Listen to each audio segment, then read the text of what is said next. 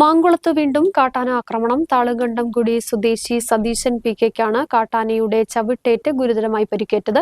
ഉച്ചയ്ക്ക് 1:30ഓടെയായിരുന്നു സംഭവം. കാപ്പി വിളവെടുക്കുന്നതിനിടയിൽ കാട്ടാനക്കൂട്ടത്തെ കണ്ട് ഓടി രക്ഷപ്പെടുന്നതിനിടയിൽ സതീശൻ വീഴുകയും വീണുകിടന്ന സതീശന്റെ കാലിൽ കാട്ടാന ചവിട്ടുകയുമായിരുന്നു. കാലിന് ഗുരുതരമായി പരിക്കേറ്റ സതീശനെ അടിമാലി താലൂക്ക് ആശുപത്രിയിൽ പ്രവേശിപ്പിച്ചു. മാങ്കുളത്ത് വീണ്ടും കാട്ടാനാക്രമണം. താളുകണ്ടംകുടി സ്വദേശി സതീശൻ പി.കെയ്ക്കാണ് കാട്ടാനയുടെ ആക്രമണത്തിൽ ഗുരുതരമായി പരിക്കേറ്റത്.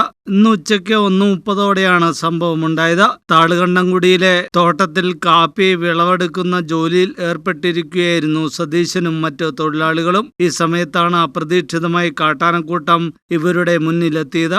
ആനകളെ കണ്ട് ഭയന്നോടിയ സതീശൻ തോട്ടത്തിൽ തട്ടി വീഴുകയായിരുന്നു.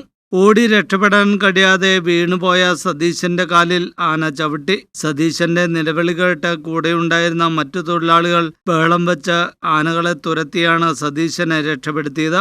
ആനകൾ പിൻവാങ്ങിയ ഉടൻ തന്നെ കൂടെയുള്ളവർ ചേർന്ന് സതീശനെ അടിമാലി താലൂക്ക് ആശുപത്രിയിൽ എത്തിച്ചു. പരിശോധനയിൽ സതീശന്റെ കാലിന് സാരമായ പരിക്കേറ്റിട്ടുള്ളതായി കണ്ടെത്തി.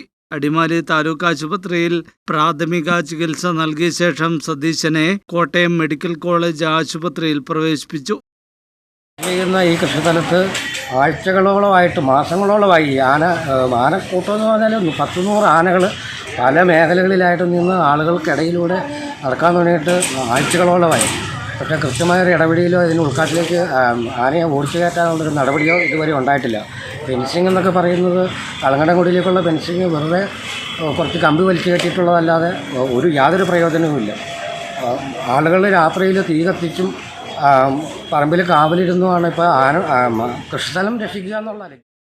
മാങ്കുളം മേഖലയിൽ അടുത്ത കാലത്തായി വന്യജീവി ശല്യം രൂക്ഷമാവുന്ന വലിയ ആശങ്കയ്ക്ക് ഇടയാക്കുന്നുണ്ട്. പകൽ സമയത്ത് പോലും തോട്ടങ്ങളിൽ ആനകൾ ഇറങ്ങുന്ന കൃഷിക്കാരെയും തൊഴിലാളികളെയും ഭീതിയിലാഴ്ത്തുകയാണ്. വനം വകുപ്പ് അടിയന്തരമായി ഇടപെടണമെന്നും ജനവാസ മേഖലകളിൽ ആനകൾ ഇറങ്ങുന്നത് തടയാൻ ശാശ്വത പരിഹാരം കാണണമെന്നും നാട്ടുകാർ ആവശ്യപ്പെട്ടു.